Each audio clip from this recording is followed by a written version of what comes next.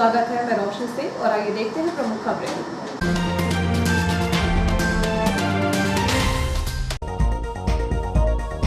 बालाजी मंदिर के पास से युवतियों को बरामद कर किया भोपाल पुलिस के हवाले। भोपाल से युवक के साथ भागकर इटारसी पहुंची 4 किशोरी बरामद।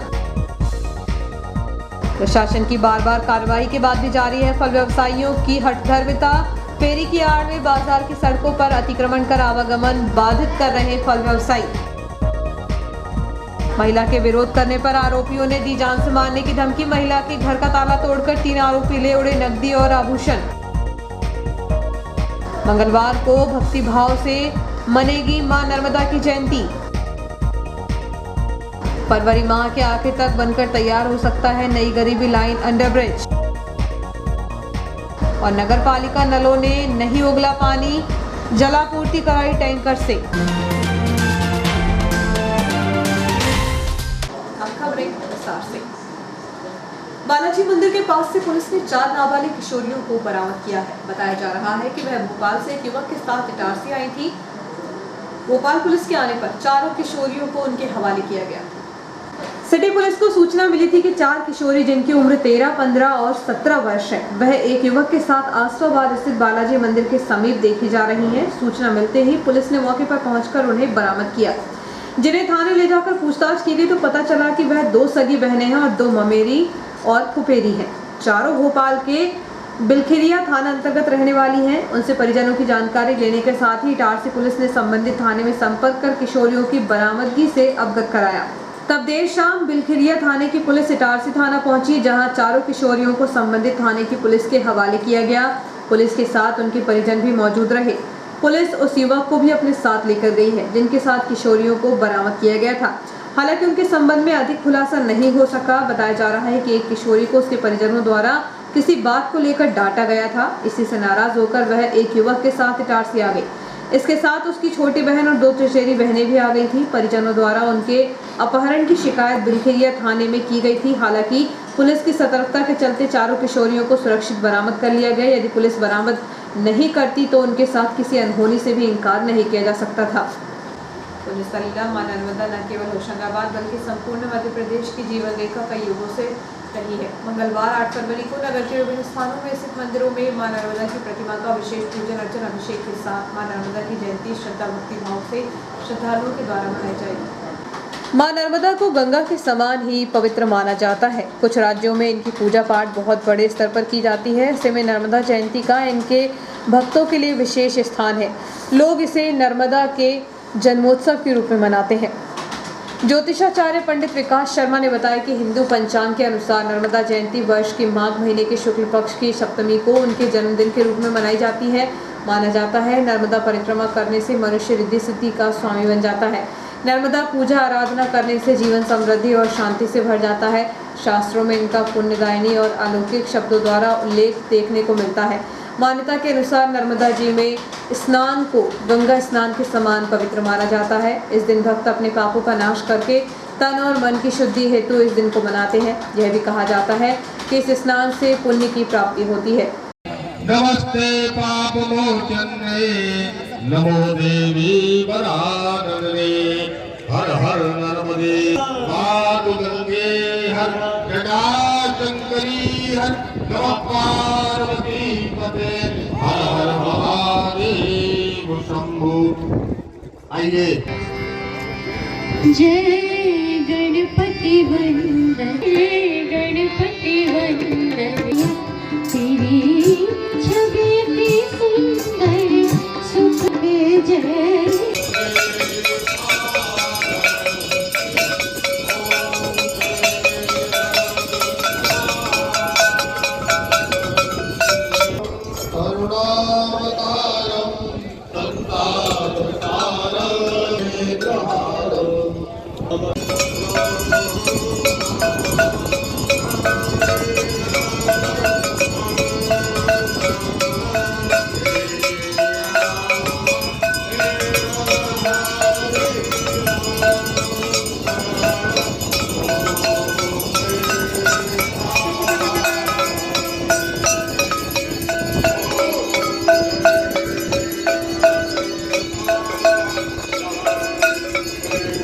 माघ माह के शुक्ल पक्ष की सप्तमी को माँ आद्याशक्ति जगत जननी माँ नर्मदा जी का प्रकटोत्सव मनाया जाता है।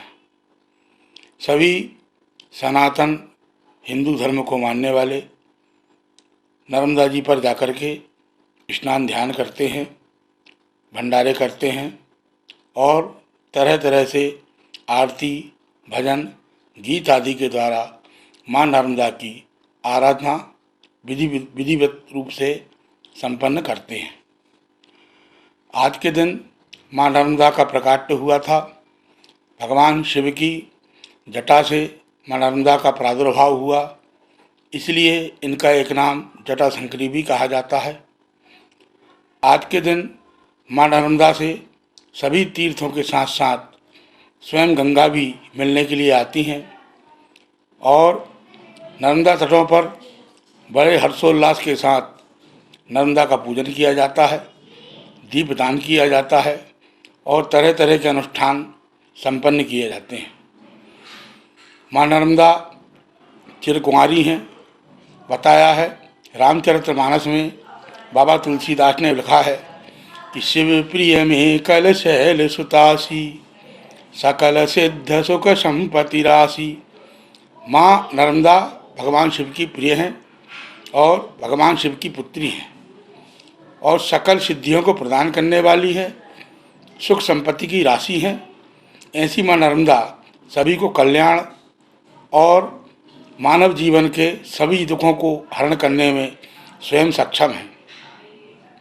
सारी नदियों का, सागरों का, तीर्थों का एक कल्प तक आयु वर्ष होता है, किंतु नर्मदा पुराण में दिया गया है कि समुद्रा सरिता सर्वे कल्पे कल्पे क्षयम गता, सप्त जन्म क्षयम चीड़े नामृता तेन नर्मदा। इस अवसर पर सोना सावरी नाका स्थित मां नर्मदा के प्राचीन मंदिर में अभिषेक के साथ विशेष पूजन अर्चन एवं भंडारा और भजनों का कार्यक्रम आयोजित किया जाएगा।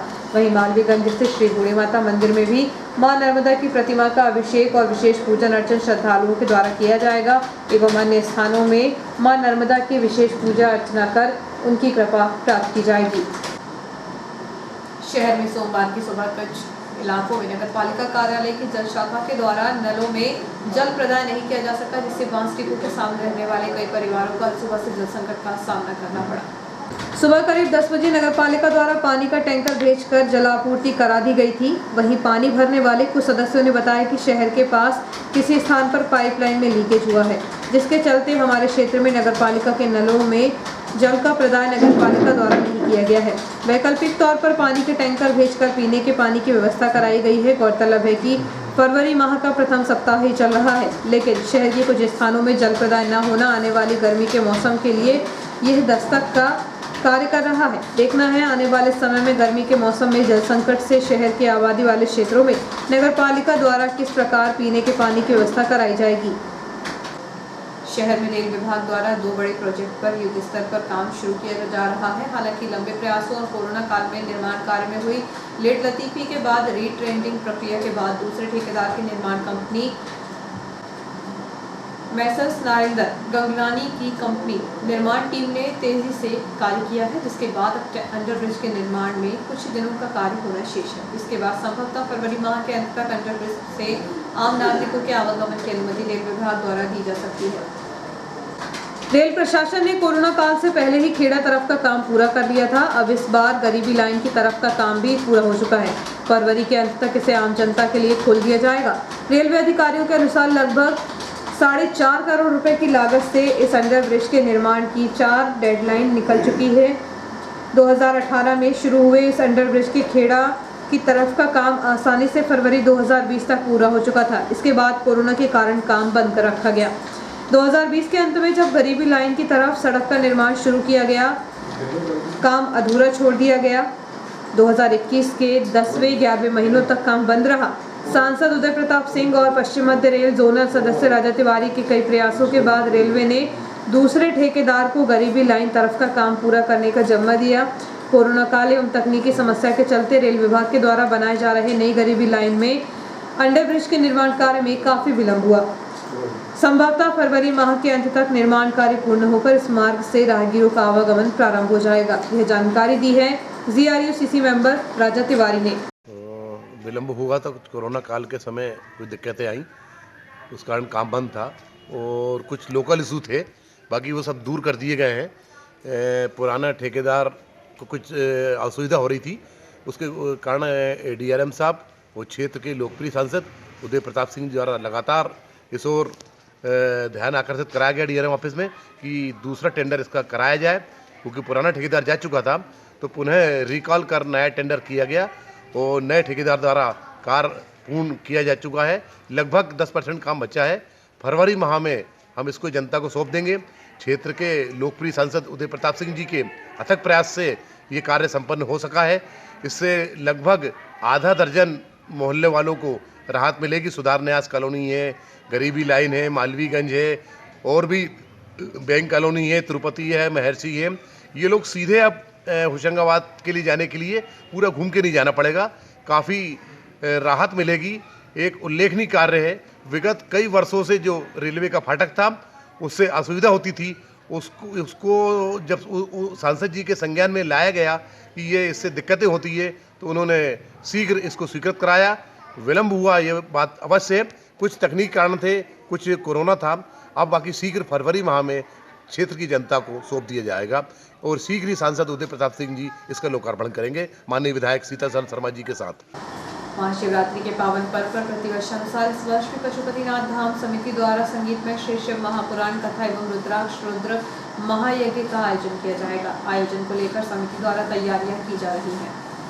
महाशिवरात्रि के पावन पुनीत अमृतमयी बेला में सर्वप्रथम संगीतमय भव्य श्री शिव पुराण के शुभारंभ अवसर पर 22 फरवरी को सुबह 10 बजे भव्य कलश यात्रा श्री द्वारकाधीश बड़ा मंदिर से प्रस्थान करेगी, जो कि कथा स्थल श्री पशुपतिनाथ धाम मंदिर पहुंचेगी। वहीं रुद्राक्ष रुद्र महायज्ञ सुबह 8 बजे से 12 बजे तक आयोजित होगा और श्री शिव महापुराण की कथा आचार्य मधुसूदन महाराज के श्रीमुख से दोपहर 2 बजे से शाम 5 बजे तक श्रद्धालुओं को रसपान कराई जाएगी। इसी तारतम्य में रुद्राक्ष का वितरण 28 फरवरी को महाआरती भस्म आरती शाम 5 बजे आयोजित की जाएगी। वहीं विशाल महाअभिषेक महाशिवरात्रि के पावन पर्व के दिन 1 मार्च रात्रि 9 बजे से संपूर्ण रात्रि तक आयोजित होगा। इसी तारतम्य में 2 मार्च को विशाल भंडारा शाम 6 बजे किया जाएगा।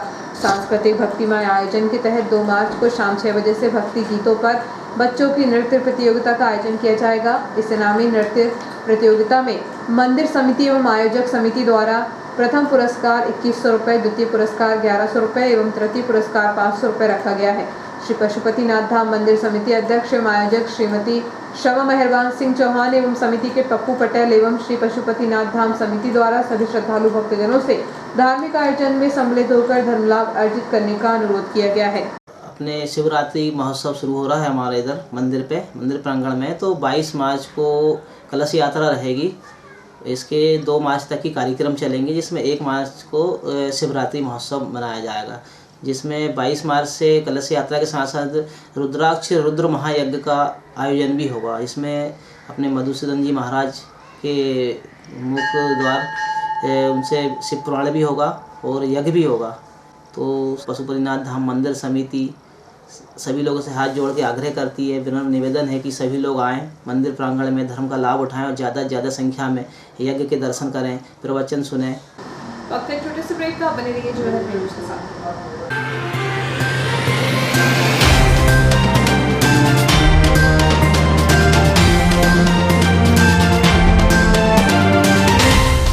आपका विश्वसनीय चंचल ज्वेलर्स अब नए शोरूम में गोल्ड प्लेटेड आभूषणों एवं नए डायमंड ज्वेलरी के साथ 1 ग्राम और 2 ग्राम वाली सोने की 4 चूड़ियां एवं कंगन, 1 ग्राम और 2 ग्राम वाला सोने का मंगलसूत्र, हार, करदौना, चैन, झुमके, बाजूबंद और सभी प्रकार के गहने, डायमंड सेट एवं एंटिक ज्वेलरी और फैंसी ज्वेलरी का अनुपम संग्रह।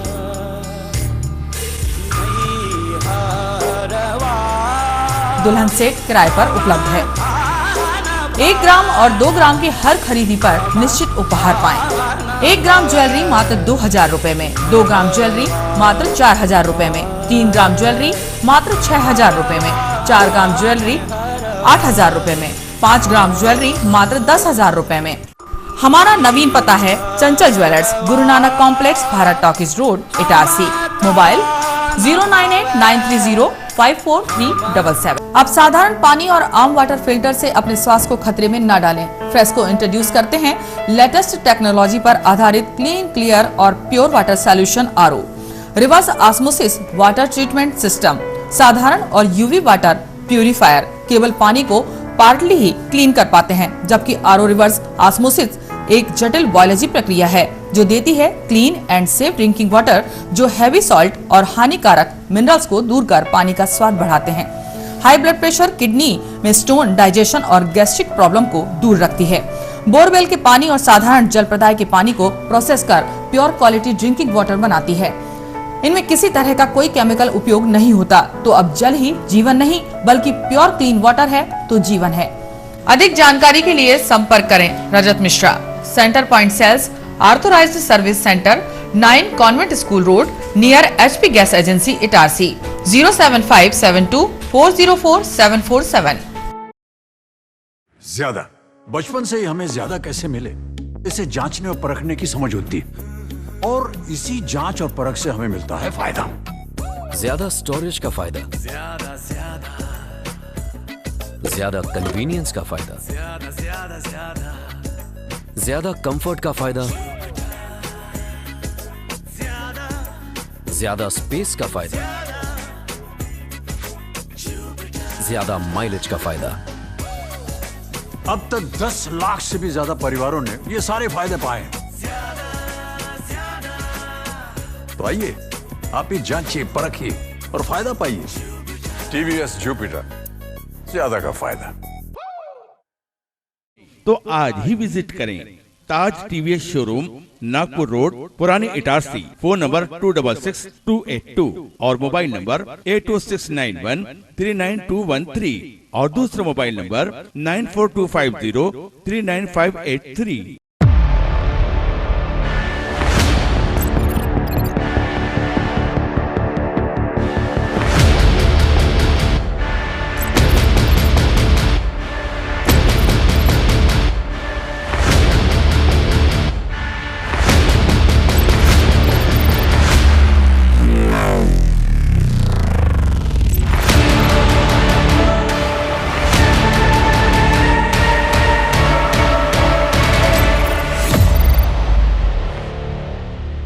तो आज ही विजिट करें ताज TVS शोरूम, नागपुर रोड, पुराने इटारसी। फोन नंबर 266282 और मोबाइल नंबर 80691399213 और दूसरा मोबाइल नंबर 9425039583।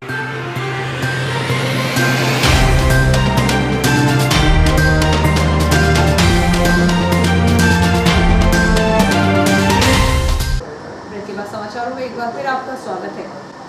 सैकड़ों ग्राम सुपरली के रहने वाले उन्नत कृषक के द्वारा विभिन्न तीज त्योहारों पर एवं महापुरुषों की अनाज के दानों से चित्र बनाए जा रहे हैं। इस कार्यक्रम में सुपरली निवासी योगेंद्र सिंह सोलंकी द्वारा मां पुण्य सलीला नर्मदा का अनाज के दानों से चित्र बनाया गया। इसी कार्यक्रम में सुपरली निवासी योगेंद्र सिंह सोलंकी द्वारा मां पुण्य सलीला नर्मदा का अनाज के दानों से चित्र बनाया गया है, जो कि मंगलवार को नर्मदा जयंती पर विभिन्न धार्मिक स्थलों के साथ ही अन्य स्थानों पर प्रदान किया जाएगा। उल्लेखनीय है कि उन्नत कृषक श्री सोलंकी के द्वारा पूर्व में भी राष्ट्रपिता महात्मा गांधी एवं श्री गुरु नानक देव के चित्र के साथ ही बिरसा मुंडा एवं अन्य महापुरुषों के चित्रों को अनाज के दानों से बड़े सुंदर कलाकृति के साथ बनाया जा चुका है। मेरा नाम योगेंद्र सोलंकी, ग्राम सुपरली का रहने वाला हूँ। नर्मदा जयंती के अवसर पर मैंने अनाजों से माँ नर्मदा जी के चित्र बनाया है। इसमें करीब 10 प्रकार के अनाज हैं, जैसे गेहूँ, धान और राजगिरा, सरसों, खसखस और कोदो है, और इस प्रकार के अनाजों से बनाई है। इसके पूर्व भी मैंने अनेक महापुरुषों के चित्र बनाए हैं, जो कि भविष्य में एक प्रदर्शनी के तौर पर उनका प्रदर्शन किया जाए। कल नर्मदा जयंती के अवसर पर होशंगाबाद में माननीय मुख्यमंत्री शिवराज सिंह चौहान जी को यह चित्र भेंट करने का योजना है, और कल भेंट कर भी दिया जाएगा। शहर के विभिन्न वार्ड क्षेत्रों में मूलभूत समस्याओं का समाधान कराने के लिए आम आदमी पार्टी द्वारा 8 फरवरी को दोपहर में नगरपालिका कार्यालय पहुंचकर सीएमओ को वार्ड क्रमांक 33 नरेंद्र नगर के वार्डवासियों के साथ नाली निकासी की समस्या को लेकर ज्ञापन सौंपा गया। इस संबंध में आम आदमी पार्टी के जिला अध्यक्ष दीनू यादव ने बताया कि शहर के वार्ड क्रमांक 33 नरेंद्र नगर में नाली निकासी की समस्या लंबे समय से चली आ रही है, जिसे देखते हुए वहां के रहवासियों के साथ नगरपालिका अधिकारी को समस्या से जुड़ा ज्ञापन 8 फरवरी मंगलवार को दोपहर में नगरपालिका कार्यालय पहुंचकर सौंपा जाएगा।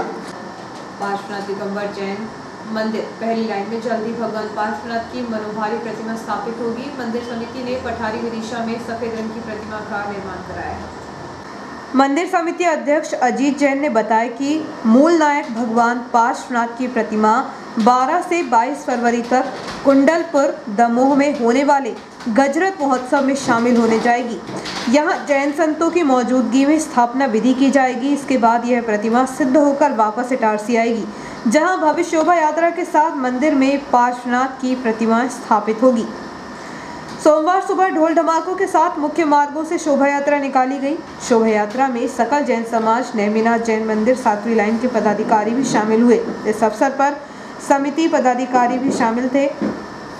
इसके साथ ही इस अवसर पर समिति अध्यक्ष अजीत जैन, सकल जैन समाज अध्यक्ष पंकज जैन, संजय जैन, पीयूष जैन, सुधीर जैन, निखिल रपरिया, मधुर जैन, मुकेश जैन, मीतेश जैन, ताराचंद्र जैन, विद्या जैन, पंकज जैन, पारस जैन समेत समाज के सभी सदस्य शामिल हुए। शोभा यात्रा के रूप में प्रतिमा मंदिर तक पहुंची। अब समिति द्वारा भगवान पार्श्वनाथ की प्रतिमा को कुंडलपुर भेजने की तैयारी की जा रही है।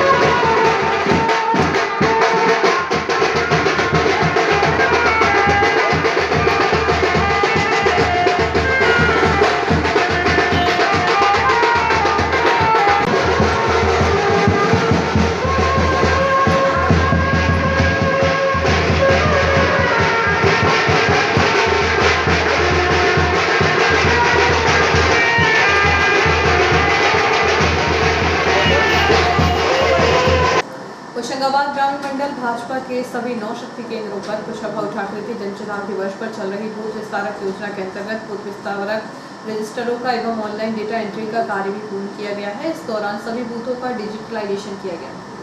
मुख्य रूप से पुरानी इटारसी मंडल प्रभारी एवं जिला उपाध्यक्ष आशुतोष शरण तिवारी, महामंत्री विनोद वारसे, होशंगाबाद ग्रामीण मंडल महामंत्री जितेंद्र महिरे, शक्ति केंद्र क्रमांक 5 के बूथ विस्तारक जयप्रकाश सचान, संयोजक सुनील पांडे, सह संयोजक एवं आईटी सेल किशोर मेहरा, सुरेश चौरे, विनय तिवारी, सरपंच जितेंद्र पटेल, कमल लोभंशी, अशोक सराठे, तुलाराम पटेल, हरिशंकर पाल, मंगल सैनी, अंजना पाल, नर्मदा प्रसाद, राकेश लोभंशी, कृष्ण कुमार पटेल, सुमित बड़कुर, नीलेश साहू, गोपाल मालवीय, सौभाग्य दुबे, विल्सन देव, पारस मालवीय आदि भाजपा कार्यकर्ता उपस्थित थे। भारतीय जनता पार्टी मंडल पुरानी इटारसी के 13 बूथों के शक्ति केंद्र क्रमांक 5 के railway colony double storey 241 Mehra गांव के बूथ क्रमांक 249, 250, 251, 252 पर जाकर विस्तारक कार्यक्रम के तहत बूथ समिति पाना प्रभारी का गठन किया गया। मुख्य बाजार क्षेत्र की सड़कों पर ठेला खड़ा करके फल बेचने वालों पर कई बार प्रशासन कार्रवाई कर चुका है। बावजूद इसके फल विक्रेता फेरी लगाने की आड़ में बाजार क्षेत्र की मुख्य सड़कों पर अतिक्रमण कर फल बेचते हुए नजर आ रहे हैं, जिससे आवागमन बाधित हो रहा है। शहर के सीमित मुख्य बाजार क्षेत्र की सड़कों पर खड़े वाहनों के कारण वैसे ही चौड़ी सड़कें तंग गलियों में तब्दील हो जाती हैं। वाहन चालक लापरवाही पूर्वक सड़कों के किनारे दोपहिया वाहन खड़ा कर देते हैं।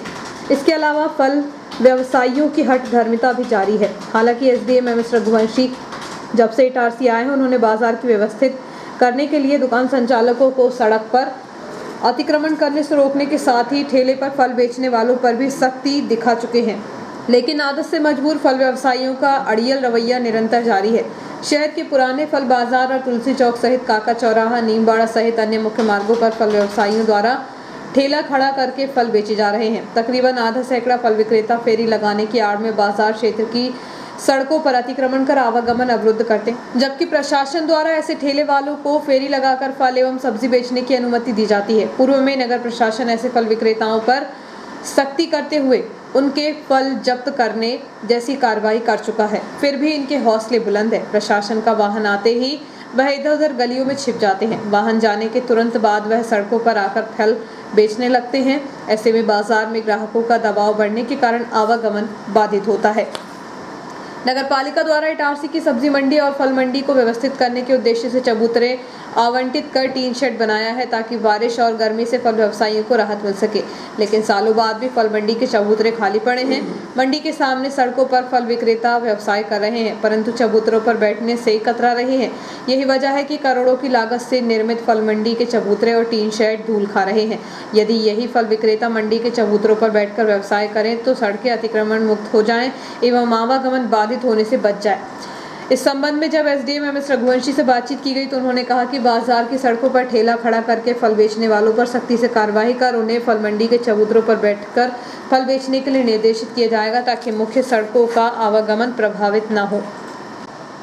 पुरानी इटारसी स्थित राजेंद्रपुरा निवासी एक महिला के घर का ताला तोड़कर आरोपियों द्वारा नकदी एवं जेवर पर हाथ साफ कर दिया गया। विरोध करने पर आरोपियों ने उसे जान से मारने की धमकी।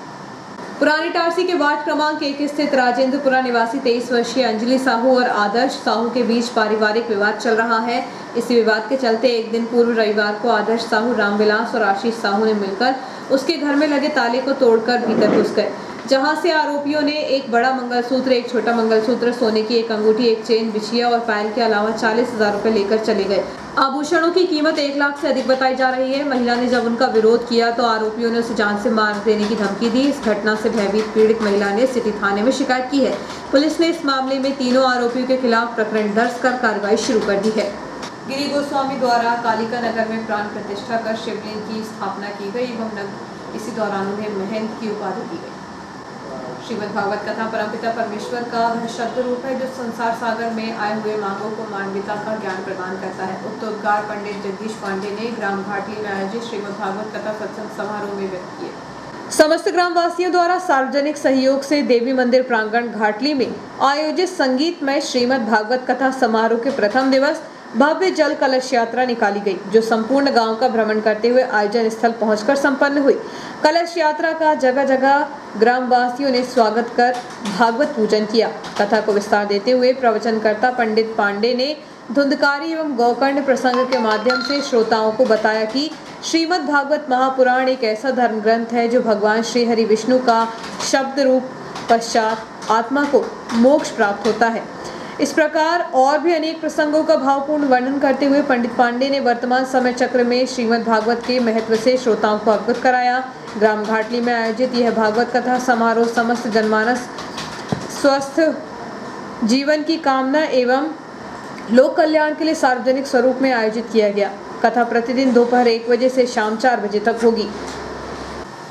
भारतीय जनता पार्टी मंडल पुरानी इटारसी के 13 बूथों के शक्ति केंद्र क्रमांक 5 के रेलवे कॉलोनी में मेहरा गांव के बूथों पर जाकर विस्तारक कार्यक्रम के तहत बूथ समिति के प्रभारियों का गठन किया गया। इस दौरान सभी बूथों का डिजिटलाइजेशन किया गया है। सभी केंद्रों के बूथ विस्तारकों एवं ग्राम केंद्रों के संयोजक ने अपने अपने बूथों का कार्य पूर्ण कर होशंगाबाद मंडल के अध्यक्ष राहुल सिंह सोलंकी एवं जिला मंत्री ज्योति चौरे, मंडल विस्तारक रमेश मालवीय को रजिस्टर सौंपे। इस अवसर पर मंडल महामंत्री जयप्रकाश पटेल, उपाध्यक्ष मनोज चौरे, विनोद वर्मा, हिमाचल सिंह, देवेंद्र राजपूत, पंकज मलैया, नवनीत मलैया, सूरज राठौर, दुष्यंत चौरे, इंद्रेश पटेल, बसंत कीर, संदीप चौहान, ईश्वरी सैनी, ताराचंद चौरे, विनोद कहार, माखन कीर, पुरुषोत्तम वर्मा आदि कार्यकर्ता उपस्थित हुए। शासकीय महात्मा गांधी स्मृति स्नातकोत्तर महाविद्यालय में कंप्यूटर सेंटर द्वारा संचालित 10 दिवसीय internship program office automation, internet और ईमेल का 7 फरवरी को समापन हुआ। इस दौरान विद्यार्थियों को सर्टिफिकेट प्रदान किए गए। और आइए देखते हैं प्रमुख खबरें एक बार फिर।